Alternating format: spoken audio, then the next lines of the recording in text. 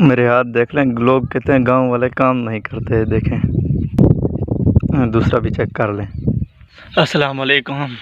आप देख रहे हैं कि मैं उजड़ा हुआ हूँ, बाल उजड़े हुए हैं। मैं कोई तैयारी शारी नहीं की हुई, कमान की कटाई पे गया हुआ था। कमान खाएं तो आ जाएं, बिस्मिल्लाह।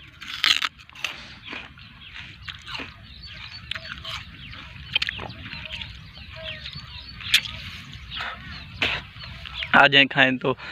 पूरा था, मैंने सारा खा लिया। अब खा के दोबारा मिलते हैं।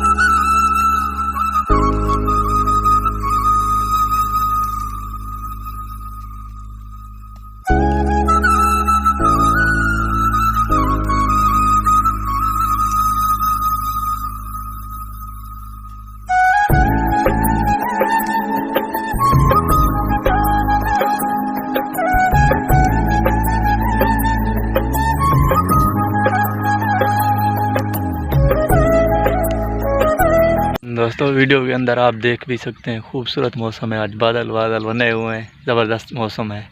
आज का व्लॉग बहुत हो गया। इंशाअल्लाह मौका मिला तो आइंदा व्लॉग भी आ जाएगा। ज़िंदगी रही मुलाकात, बाकी बस।